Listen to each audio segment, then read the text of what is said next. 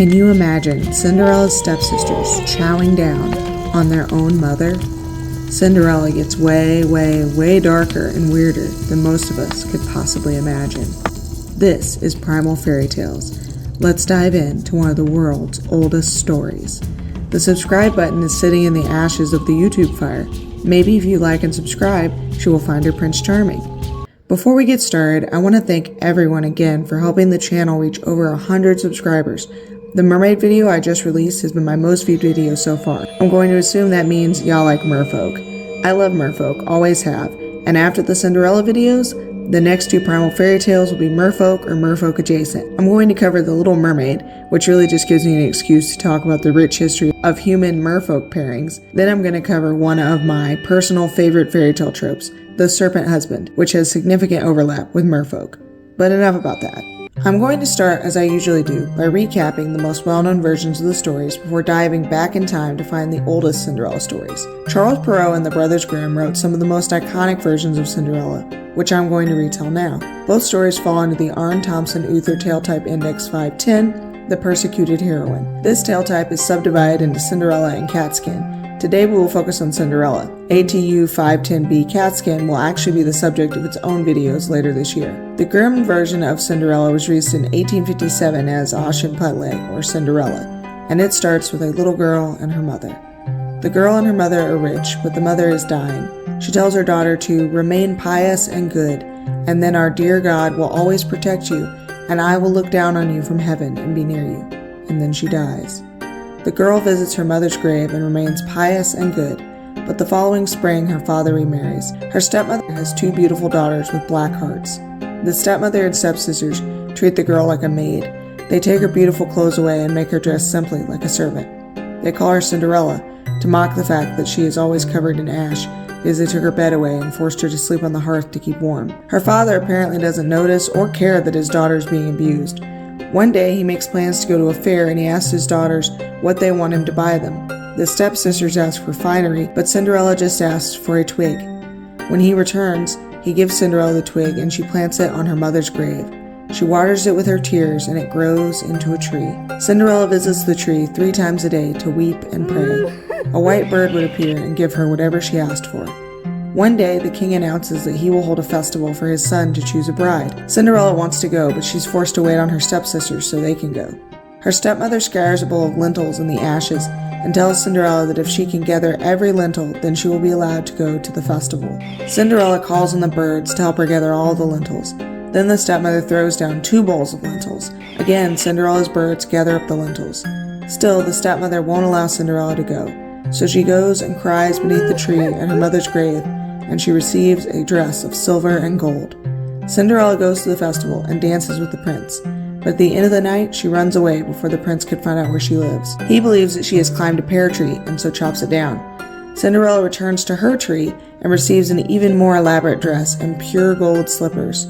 She returns to the festival the next night and dances with the smitten prince again. This time, she leaves one of her golden slippers behind. The prince declares that he will only marry the woman whose foot fits into the gold shoe. The stepsisters try to fit into the shoe, going as far as to mutilate their feet in an attempt to fit the golden slipper. So the prince asks Cinderella's deadbeat father if he has another daughter, and he callously says that there is only a deformed little Cinderella for my first wife, but she cannot possibly be the bride. The word deformed would seem to suggest that Cinderella has a disability or disfigurement, but this is never elaborated on. I would love to see someone do a Cinderella retelling with a disabled Cinderella. The prince forces him to bring out Cinderella, and of course the golden slipper fits her. The prince declares that she is his bride, and he takes her back to the palace with him. When they leave, Cinderella's 2 birds light on her shoulder and leave with her. At the wedding, the stepsisters come, wanting to gain favor with Cinderella. However, Cinderella's birds peck out the sisters' eyes. The Grimm version is, well, grim. Charles Perrault's version, called Cinderella or the Little Glass Slipper, was published in 1889. Right off the bat, things are slightly different. We don't know why Cinderella's mother is gone, only that his father has married a second wife described as the proudest and most haughty woman that was ever seen. The second wife has 2 proud and haughty daughters. Their stepfather also has a daughter of unparalleled goodness and sweetness of temper, traits she inherited from her mother. The stepmother and stepsisters immediately begin abusing the girl, while living in luxury themselves. Unlike in Grimm's version, there is an explanation for the father's behavior. His new wife apparently governs him entirely, so the daughter never goes to him about the abuse she endures. She gains the cruel nickname Cinderella because she sits in the cinders when her chores are done. Despite being dirty, though, she is 100 times more beautiful than her sisters. One day, there is a ball for the prince to choose a bride. The stepsisters get dressed in their finery, but Cinderella is not allowed to go. After they leave, Cinderella begins to cry. Then, her godmother quite randomly appears in the story. She isn't mentioned previously. It's not explained how or why she's in Cinderella's home, and she isn't even identified as a fairy until a few sentences later. This fairy godmother turns a pumpkin from the garden into a fine coach, 6 mice into horses, a rat into a coachman, 6 lizards into footmen, and lastly transforms Cinderella's rags into a fabulous gold and silver dress. Then she makes her slippers not of gold, but of glass. Cinderella can't stay at the ball past midnight, however, or everything will turn back into what they originally were. The prince is entranced and dances with her. The next night, Cinderella returns to the ball in an even more gorgeous ball gown. This time, she leaves a glass slipper behind in her haste to return home. The prince declares that he will marry the maiden that fits the glass shoe. Less gruesomely, no one's feet get mutilated. But Cinderella fits the slipper and marries the prince. The stepsisters throw themselves at her feet to beg for forgiveness. Cinderella embraces them, forgives them, and even arranges marriages with great lords for them. The fairy tale ends with 2 morals. Beauty in a woman is a rare treasure that will always be admired. Graciousness, however, is priceless and of even greater value. This is what Cinderella's godmother gave to her when she taught her to behave like a queen. Young women, in the winning of a heart, graciousness is more important than a beautiful hairdo. It is a true gift of the fairies. Without it, nothing is possible. With it, one can do anything. And, without a doubt, it is a great advantage to have intelligence, courage, good breeding, and common sense. These and similar talents come only from heaven, and it is good to have them. However, even these may fail to bring you success without the blessing of a godfather or a godmother. The differences and similarities in these 2 stories is very interesting and may point to the ancient origins of this story. A side note on fairy godmothers, you might be wondering about their relationship to fairies. While fairies do sometimes give gifts, they often come with strings attached. Either the gifts have some downside, like fairy food that traps you in their realm forever, or the gifts are based on reciprocity. You leave out food for them and they clean your house, for example. While the fairy godmother's gifts do vanish at the end of the night, they ultimately lead to Cinderella escaping her abusive home life, so they're not really comparable to traditional fairy gifts. I think this is due to the sanitization of fairies that was in full swing when Perrault's Cinderella was written. So where does Cinderella come from? Did the story originate independently? There are thousands of Cinderella stories worldwide. There are honestly so many that I changed the structure of this video from the previous 2. Cinderella seems to be told everywhere. Either cultures create Cinderella stories independently because the idea of someone lowly rising to the rank of queen is very compelling, or the original story is really old, like Pangea old. Going to go on a brief tangent for a bit. Pangea was a supercontinent in the distant past that incorporated almost all the landmasses of Earth. After the continent split and people dispersed, perhaps they brought the story of Cinderella with them. Conventional science holds that Pangea broke up 180 million years ago. If you followed me on Twitter, though, you may know that I believe in young Earth creationism, so I believe that Pangea broke up approximately 2,300 to 3,300 years ago, probably after the flood. This shorter time frame makes it more plausible for an original Cinderella story to spread around the world after the flood. However, this is just a theory. No one really knows where the story of Cinderella originated. I've identified 8 stories that I believe to be among the oldest that we're going to explore. The first is my very own tenuous theory. It involves a woman who may or may not have existed named Naamah. To clarify, there is a woman mentioned in the Bible called Naamah. Genesis 4:22, Zillah also had a son, Tubal-Cain, who forged all kinds of tools out of bronze and iron. Tubal-Cain's sister was Naamah. I know she was real, but there's also a Jewish midrash, a traditionally held rabbinic interpretation of the Talmud, that holds that this Naamah was Noah's wife. Additionally, 17th century theologian John Gill mentioned in his exposition of the Old and New Testament a theory that Naamah was actually Ham's wife. Lastly, in Jewish mysticism, there's a demoness called Naamah, but that's not really relevant to my theory. It's just a fun fact. But what does all this have to do with Cinderella, you may be wondering? My theory is essentially the basic elements of the Cinderella story, a woman escaping an abusive family through marriage to a powerful man, can be found in Naamah's story, and as such may represent the oldest influence on the Cinderella archetype. The biblical Naamah was the daughter of Lamech, and a descendant of the first murderer Cain. In Genesis 4, we're told that Lamech was a cruel and depraved man. He boasts that he killed a man for wounding him and killed a young man for injuring him. It's safe to assume that Naamah grew up in an abusive environment. Additionally, she may have had a stepmom type of situation. Lamech had 2 wives, Ada and Zillah. Zillah was most likely her mother, since the verse says that Zillah was Tubal-Cain's son and Naamah his sister. So Ada could have been a stepmother figure, especially if Zillah died when Naamah was young. Naamah also had a half-sibling, her brother Jubal, similar to how Cinderella has stepsisters. If Naamah married Noah, a powerful man of God, that would be similar to marrying Prince Charming.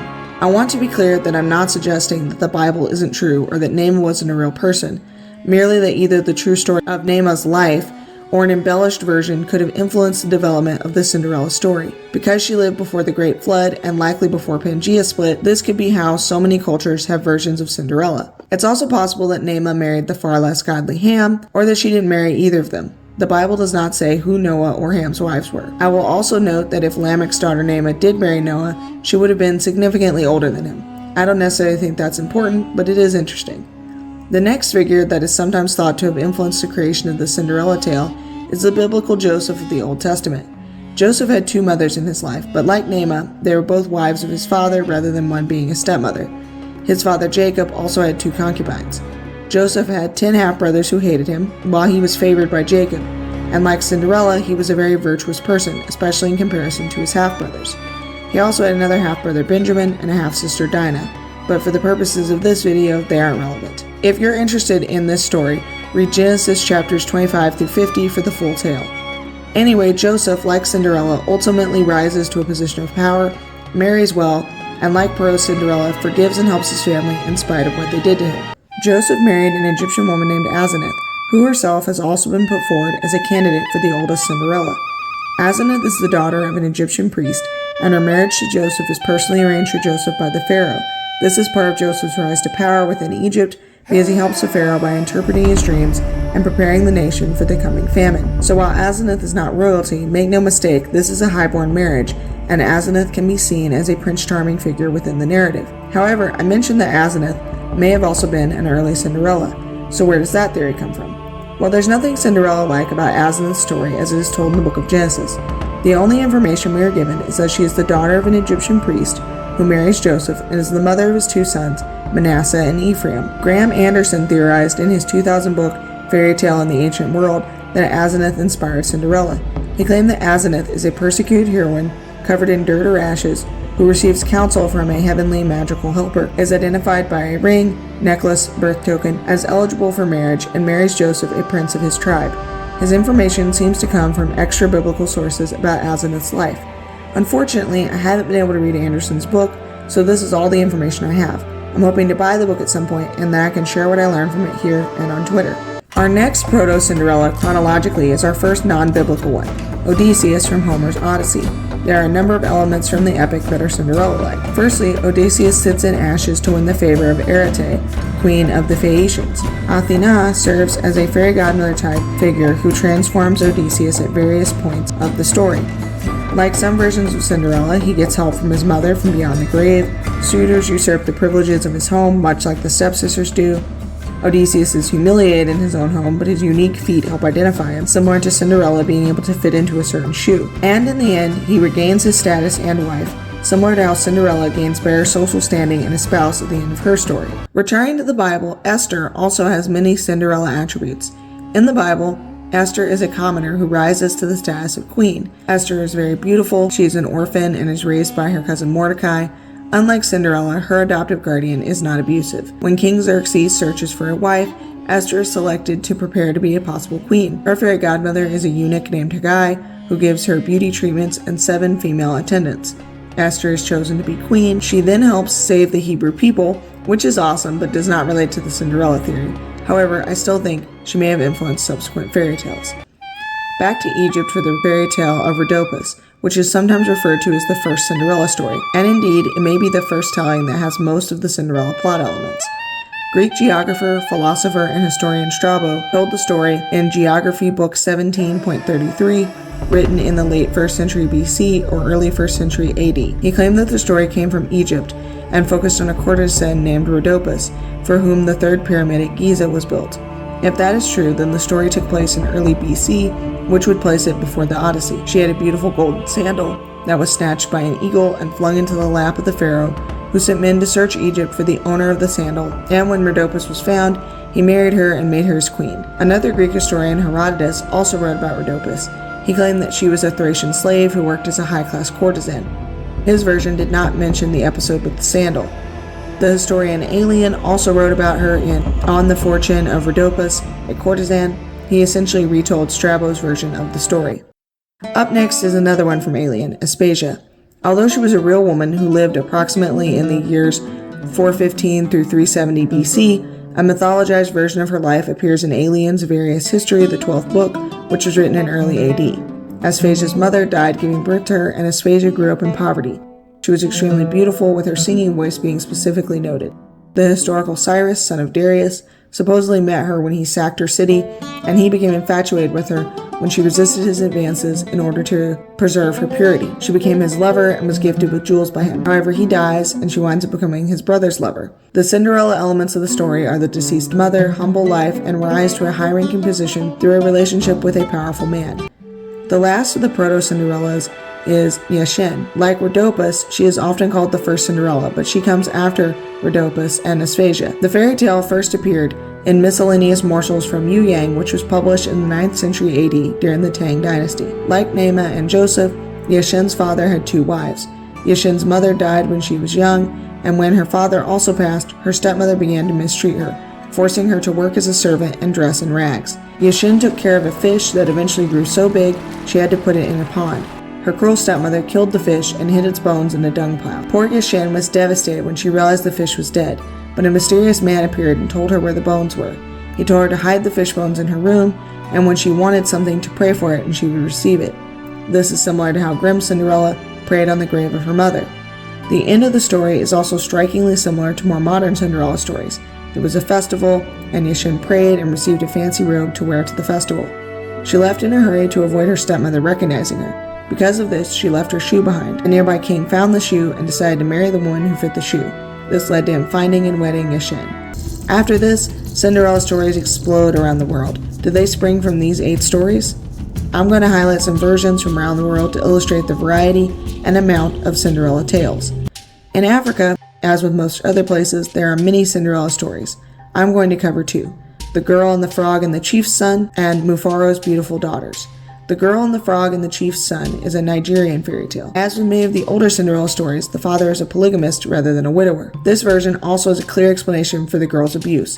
The father hated one of his wives and her daughter, so when his hated wife died, this Nigerian Cinderella was left alone with her cruel father, stepmother, and stepsister. Like many Cinderella figures, this girl is kind to animals, in this case, frogs. She would feed nearby frogs, even though she was not being adequately fed herself. Then the story took a strange turn. One of the frogs threw up clothes and jewelry for the girl. This enabled her to go to a festival and catch the eye of the chief's son. At the end of the night, the girl left a gold shoe behind. The chief's son used the gold shoe to find her, and then they got married. However, not before the helpful frogs threw up a dowry for the girl, which is super weird. In gratitude, the chief's son dug a well for the frogs. I should note that while some elements of the story seem pretty old, it is also possible that this tale was strongly influenced by European fairy tales. Mufaro's Beautiful Daughters, published in 1987, was inspired by a South African folktale. The father, named Mufaro in the 1987 book, had 2 beautiful daughters. Interestingly, there is no evil stepmother in the story, but one of the daughters is mean. She concealed her mean side from their father, and the good sister never told her father about her sister's behavior. The king was looking for a bride, so the father sent both his daughters to the king. The good sister was kind to animals, as in the Nigerian tale. Instead of frogs, it was a snake. Thankfully, there is no vomiting in this story. The snake turned out to be the king, and he saw how kind the sister was, and so he married her. The unkind sister became a servant in the king's household. Traveling to Asia, there are tons of Cinderella stories, but I'm going to specifically talk about some Tibetan, Indonesian, Vietnamese, and Indian variants. I want to stress that there are so many more stories than I'm covering in this video. In a Tibetan text called the Seditu Kagur, there is a Cinderella-like story. The story follows the basic plot beats of Cinderella. The unnamed protagonist overcame a life of hardship, her mother became a wise goddess and helped her daughter from beyond the grave, and the girl became a queen in the end. The next story, Bawang Merah Bawang Putih, is a popular folk tale from Indonesia. Like most Cinderella stories, it began with a girl, Bawang Putih, whose mother died and her father remarried. His new wife also had a daughter, Bawang Merah. Whenever Bawang Putih's father and merchant would go on trips, the stepmother would mistreat her. The father's job, which required him to go on long journeys, actually gives him a decent excuse, unlike most fathers in the stories, to be unaware of his daughter's mistreatment. Bawang Puti's father eventually died, leaving her alone with her stepmother and stepsister, but she met a mysterious grandmother who would give her gifts of jewelry hidden within pumpkins. Her stepmother and stepsisters learned about this, but unlike virtuous Bawang Puti, they were impatient. Despite the grandmother telling them not to open their pumpkins until they arrive home, the stepmother and stepsister opened their pumpkins immediately. Instead of jewelry, snakes emerged and bit them. They died, and Bawang Puti took control of her inheritance and her father's business and had a great life. This fairy tale is similar to Cinderella, in that a young woman loses her mother, overcomes abuse by a stepmother and stepsister, and receives supernatural aid. However, this story has no prince. Bawang Puti's virtuousness enables her to escape her hard circumstances, and she even becomes a business owner. Honestly, this is one of my new favorite fairy tales. The story isn't only similar to Cinderella, but to other stories as well, where a righteous girl follows some kind of directions and is given riches, while an unrighteous sibling and or parent is punished for not following the directions. Diamonds and Toads, a French fairy tale, is the story I thought of when I first read Bawang Mira Bawang Puti, but there are so many stories that follow these plot beats. In Diamonds and Toads, a fairy disguised as a crone gifts the good daughter with jewels falling out of her mouth and curses her unkind sister with toads falling out of her mouth. Vietnam also has a Cinderella story, the story of Tom and Com. Com's mother was dead. She lived with her father, her stepmother, and her stepsister Tom. The stepmother mistreated Com, but a genie gifted Com fancy clothing, jewelry, and shoes. A crow stole one of the shoes and it wound up at the crown prince's palace. He declared, you guessed it, that he would marry the woman who fit the shoe. The stepmother, of course, did not allow Com to go to the palace to try on the shoe. The stepmother mixed beans and sesame and told her that when she had sorted them, she could go to the palace, just like in some European Cinderella stories. The genie sent a troop of pigeons to help her, and the stepmother finally allowed Com to go to the palace. Com was able to try on the shoe and married the crown prince. The story takes a lot of twists and turns after this, but ultimately Com has her happily ever after. It is honestly super cool. There's a link to the full story in the description. Next, let's talk about a Cinderella variant from India, Nagami or Jewel of the Snake. This story was retold as an anklet for a princess.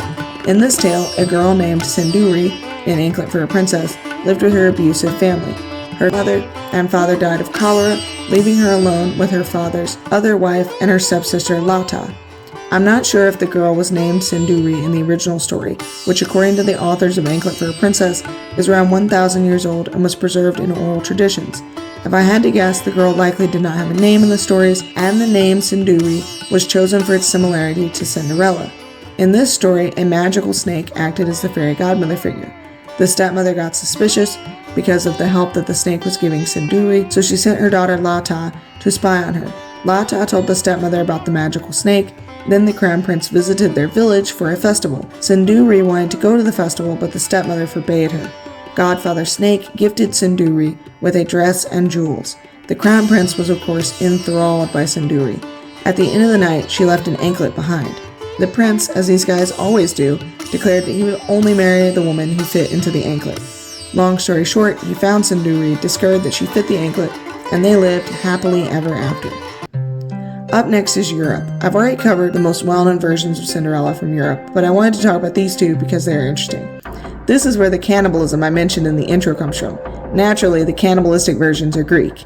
I kid, but cannibalism does feature in Greek mythology, so it is interesting to see it appear in these tales as well. These tales are similar to other tales in which a magical animal helper is cooked by the stepmother and the Cinderella character refuses to eat it. The Greek stories make it weird though and have the mother be cooked and eaten instead.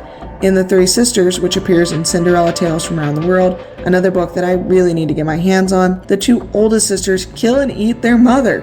Just so we're clear, there's no stepmother in this story. The biological sisters are the villains, killing and eating their own mom. The third sister, however, refused to consume her mother's flesh and instead collected the bones and put them in a jar. She then incensed them every day for 40 days.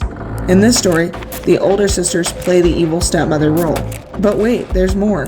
A Cyprus variant called The Story of Cinderella tells pretty much the same story as The Three Sisters. Two more Greek tales, inexplicably called Saddle Slut and Little Saddle Slut, also feature cannibalism. I have no idea why this fairy tale is called by this NSFW sounding name. If there's any Greek people in my comment section, please explain. The other European Cinderella story I want to talk about is Vasilisa the Beautiful, a Slavic fairy tale. This is my favorite European Cinderella story. It's so hardcore. Vasilisa's mother passed away when she was a little girl. When she was dying, the mother gifted her daughter with a magic doll that if she fed it would come to life and help her. Her father remarried a woman with 2 daughters of her own. They mistreated Vasilisa. The magic doll aided her in her hard life. The doll is similar to the tree that Cinderella prays under in Grimm's Cinderella, as it is linked to the deceased mother. However, while praying beneath the tree fulfills the fairy godmother trope in Grimm's tale, this story has its own fairy godmother, Baba Yaga. Her presence in the story is probably why this is my favorite European Cinderella story. There's no ball or festival to marry a prince either. Vasilisa's father left on a trip, and the stepmother sent Vasilisa into the woods to look for wood. In the woods, she met Baba Yaga, a powerful witch from Slavic folklore. She is known for her house with chicken legs. She is an ambiguous figure who can be helpful or deadly. And Vasilisa the Beautiful, Baba Yaga tested Vasilisa, and her magic doll enabled her to complete the tests. Baba Yaga gifted Vasilisa with a flaming skull that burned her stepmother and stepsisters to death, which is so metal. After this, like Bawang Puti from Asia, Vasilisa took control of her own finances. She wove incredible cloth that caught the eye of the Tsar, and ultimately, she married him. Moving to North America, there are many Cinderella variants there too. I actually wrote my own retelling called The Soot-Faced Girl. More on that later. I can't rule out European influence on these stories, but the OG versions seem to predate European contact based on my understanding of the scholarship. I've chosen Algonquin and Ashiwi Cinderella fairy tales to discuss in this video. The Algonquin Cinderella is retold in The Rough-Faced Girl, Soot-Faced, Little Burnt Face, The Hidden One, and The Indian Cinderella. A note on that last title. That version comes from the Book of Virtues printed in 1900. This book uses dated terminology that I would not use, but I have used this book as one of many sources in my research. I just wanted to clarify that. All these stories cover more or less the same plot beats. There was a widower with 3 daughters. There was no stepmother or stepsisters.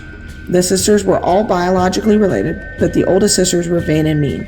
They abused their youngest sister, who was given a name similar to Cinderella, the Rough-Faced Girl, Soot-Faced, Little Burnt Face, or Little Scar-Face. I cannot verify if this naming convention predates colonialism. Instead of Prince Charming, there was an invisible warrior. He was known as the Invisible Being, Strong Wind, the Hidden One, or simply the Invisible Hunter. Again, there's scholarly debate about the authenticity of these names. Regardless, he was a supernatural being, invisible to all but the woman worthy to marry him. Instead of being beautiful, the Algonquin Cinderella had to be virtuous in order to marry her Prince Charming. Her sisters were unable to see the Invisible Hunter because they were not virtuous. In some versions, Cinderella went to the Invisible Hunter in her ragged clothing, and being so good, was able to see the invisible being and then became his bride. In other versions, she made herself clothing from birch bark, which reminded me of Cinderella's tree in the Grimm story. Either way, she married the invisible being. The Ashiwi version is a little different. In this story, Cinderella was an orphan who herded turkeys for wealthier families in her village. She was called the Turkey Girl for this reason. She dressed in ragged clothing and was looked down on by the other villagers. One day there was a religious festival that the Turkey Girl wanted to attend. The turkeys that she cared for gifted her with fine clothing so that she could attend the festival dance. She had to promise to leave the festival and return to the turkeys before the sun set, or the turkeys would leave their enclosure and escape. But she broke her word and the turkeys left, never to return. So while this is similar in some ways to other Cinderella stories, there was no prince figure and no happy ending. You may have noticed that I have not mentioned any indigenous Central, South American, Polynesian/Oceanic, or indigenous Australian Cinderella variants. This does not mean that these cultures didn't tell Cinderella stories, just that I couldn't find any. So if you know any Cinderella stories from those cultures, please share so that we can all learn about them. There is truly an enormous amount of Cinderella stories. If you want to learn more, here are some of the amazing resources I used for this video. This book, Cinderella Tales from Around the World, which I was able to read parts of online, contains a ton of information. This webpage on the Sur La Lune website lists the stories in that book. There's also 2 older Sur La Lune web pages that list Cinderella variants, many of them very obscure. The University of Rochester has a project called the Cinderella Bibliography that has a very thorough list of Cinderella stories. Lastly, the Tumblr page, POC Superheroes, has a great list of Cinderella tales. As I always do in this series, I will be writing my own Cinderella story. This story will be a sort of historical fiction tale about Naamah, daughter of Lamech. But there will also be a bonus story. I wrote a collection of American folktales for Folkloristan Safarnama project. It means travelogue in Urdu and described by Folkloristan as a project for everyone with storytellers from across the globe, particularly those from South and Central Asia, the Middle East, Africa, South America, and indigenous communities from North America, Europe, Australia, and New Zealand. One of the stories I wrote, which can be read on the Folkloristan website, is The Soot-Faced Girl and is a retelling of the Algonquin Cinderella. I definitely recommend that you check out all of the Safarnama project and all of the wonderful stories and illustrations, but I am also going to create some illustrations of my own for The Soot-Faced Girl, so in June, you'll be getting not one, but 2 Cinderella stories.